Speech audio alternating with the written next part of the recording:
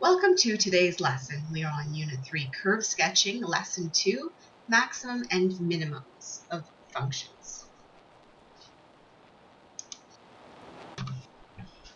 So today I'm going to have to introduce you to some new terms, and we're just going to go through this quickly. Just a few terms to look at is local minimum. So a local minimum graphically if all y coordinates in the vicinity is greater than the y coordinates of the point.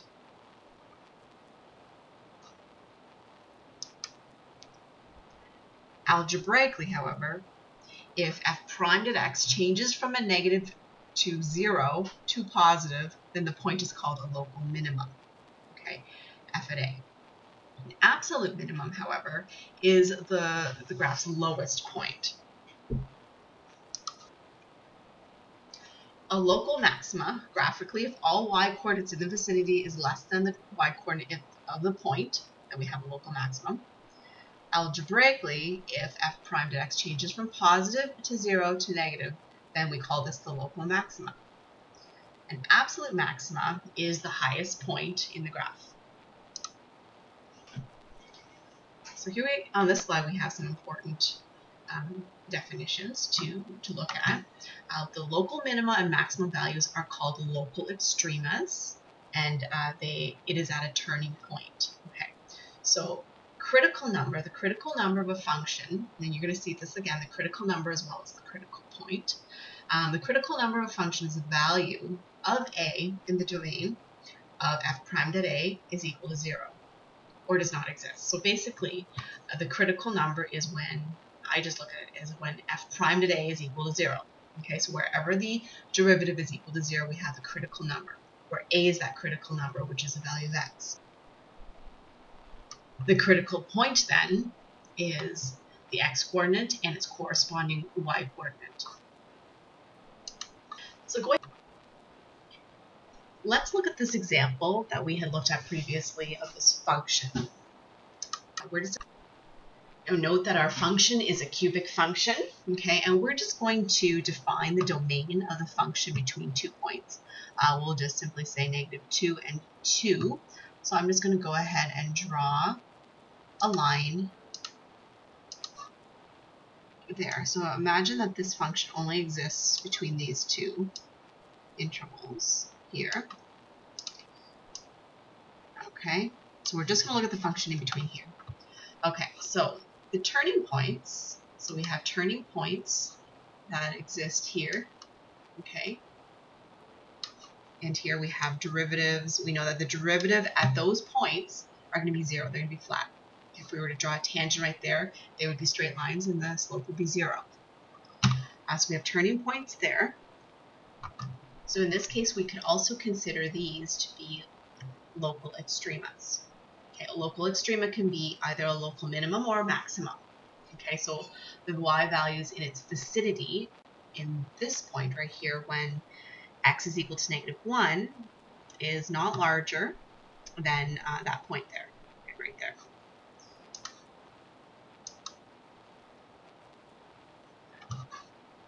Okay, so in this case here, this local extrema is also a local maximum, and here this local extrema is a local minimum. Now, because we defined the function in between a -2 and 2, this is also our absolute maximum, and this is our absolute minimum. However, if we were to remove our restrictions, we cannot say that these are our absolute maximum or absolute minimum because the function will continue on either sides of those local extremas. We can also conclude that our critical number is at -1 and +1, and we can even go as far to find our critical point, in this case at -1 and 3, and at -1 and -3. Let's consider our first example. Consider the graph of a function on the interval where x is in between or equal to 0 and +10. Okay, so let's take a look at A. Identify the local maxima points. Okay, so looking at our graph here, we can see that there are 2 points in which values of y are not greater than the points around those points. So the first one here is this point right there. So I'm just going to put a little dot there, and then another point right there. Okay. So I'm going to label that as A, endpoint B. There we go. Okay, so part B, identify the local minimum points. I'm just going to change my pen color. Okay, so a local minima occurs at a low point, and I can see from here along the curve that it's just right there at just that one point. We'll call that point C. And I'm just going to label that right there next to question.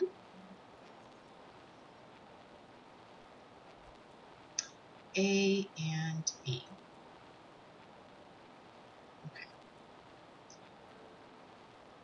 Okay, so C part says, what do all these points have in common? So if we were to look at this, the points A, B, and C, what we would note is that the tangent, if we were to draw the tangent, I'm just going to go ahead and do that right now, okay? We can see that they're straight. The tangents are straight, so that means the slope of the tangent would actually be 0. So that means the derivative at those points would be 0. Finally, part D, we want to identify the absolute max and minimum values along this interval. Okay, so this is the highest and the lowest point on this curve. Okay, so in this case, what we're going to say is if we look for along the curve, our lowest point is actually right here. Okay, I'm going to call that, call that D. Okay, so D is an endpoint, but it is also a absolute minimum of this function or this graph. Here's another endpoint right here, which is E, we'll call it, but it is neither a local max or min, and it is neither a absolute max. Okay, so our absolute max is actually B.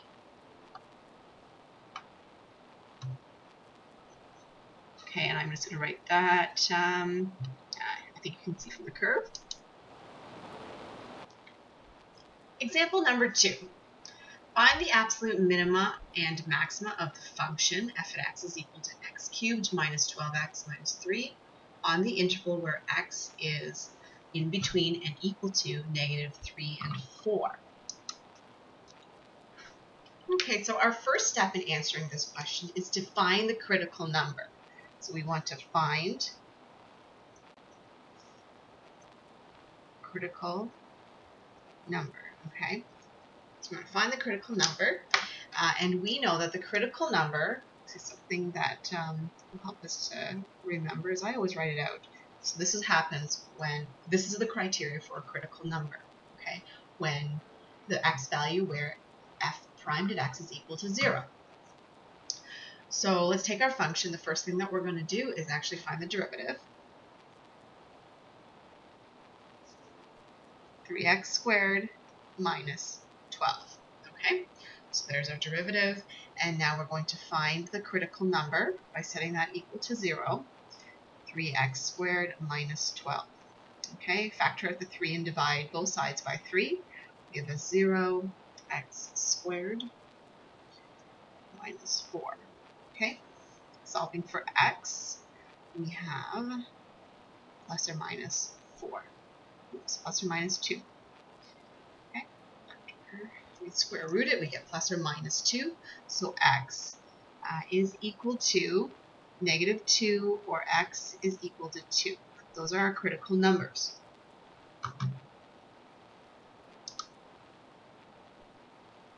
So we know that at the critical numbers, we have a local extrema that occurs when x is equal to negative 2 or x is equal to, and x is equal to 2. Okay, so we will need to also examine the endpoints. Okay, our endpoints from our interval also occur at x is equal to negative 3 and x is equal to 4 if we want to find the absolute max and minimum. So let's just test values. We'll test values back into the original function. Now, we are going to do it this way. However, I'm going to teach you in the next section a nice, easy way to do it. But for now, let's just take a look at this. So f at -3, okay, is equal to, we're just going to take it and plug it right back into the original. So -3. So what I'm doing now is testing each of these points, okay, for their value.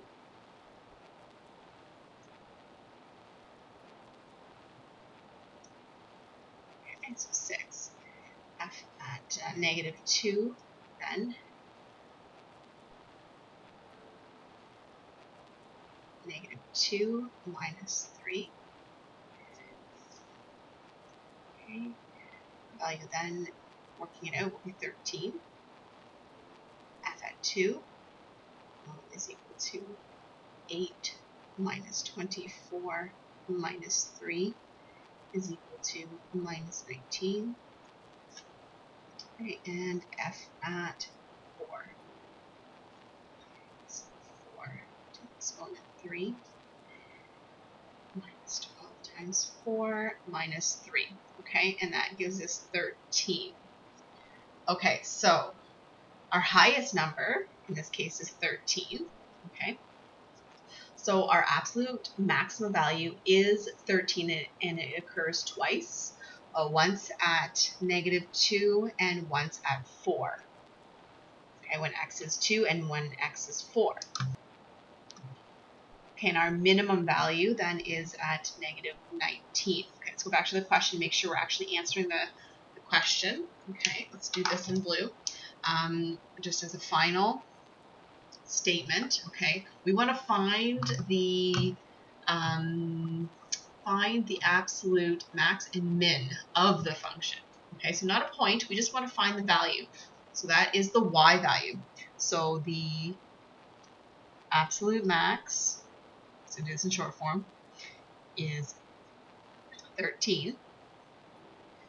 And the absolute min is minus 19. Okay, so it looks like this is the only way we could have actually answered the question. I misinterpreted it the first time I read it as finding the point or finding whether it is a maximum or a minimum, a local max or a local min. In this case, we're actually just looking for the y value, and so we have answered the question. Let's look at our last example, example number 3. Here we're going to solve an application type question and use everything that we've learned in doing so. Now the surface area of a cylindrical container is to be 100 centimeters squared. Its volume is given by the function v is equal to 50r minus pi r cubed, where r represents the radius in centimeters of the cylinder. Okay, find the maximum volume of the cylinder when the radius cannot exceed 3. Okay, so here's our function. And remember that pi is a number, and it's not actually a variable. So the only variables that we have here is v, which is dependent on r. Okay, so r in this case is our independent variable. Okay, remember that v represents something real. So although we can have a 0 volume, in this case, so we cannot have a negative volume because that does not exist. So the volume cannot be negative. So let's first come up with restrictions on r. Okay, so my restrictions on r are going to be r is in between or equal to 0 and positive 3. Okay, so let's take our function, which is equal to v 50r minus pi r cubed. Okay, and we're going to find the derivative, okay, because we want to, well, first of all, just to highlight, we want to find the maximum volume, okay, so we want to maximize v, meaning that we want to find its derivative where it equals 0. Okay, so these, so what we're going to do now is we're going to find the derivative of our function with respect to r. do 3 pi r squared. Okay. We want to find where v prime as a function of r is equal to 0. 0 then is equal to 50 minus 3 pi r squared. Okay. 50 is equal to 3 pi r squared. And what I'm doing now is just isolating for r.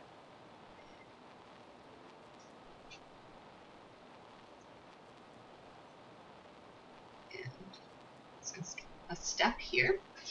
Okay, so let's work that out. What is r is approximately 2.3. Okay. So there is a critical point. So we have a critical point.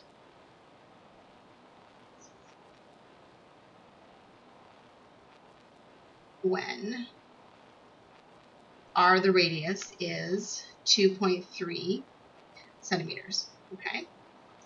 So we have a critical point when r is 2.3 centimeters. So let's substitute r back into our original function of the volume. Okay, so if we took at, so v 2.3 and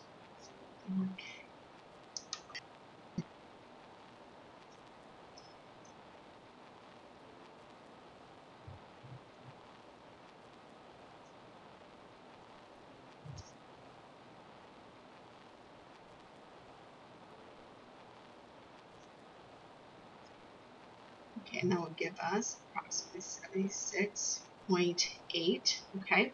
We also need to check the endpoints, which we establish as being 0 and 3. So here, if we said v at 0 is equal to 50, 0 minus pi, the volume is 0. Okay, our other endpoint, v is 3.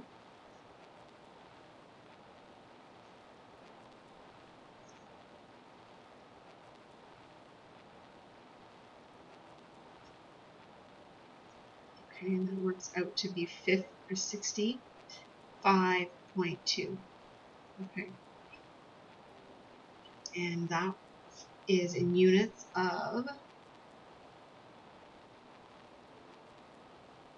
centimeters squared.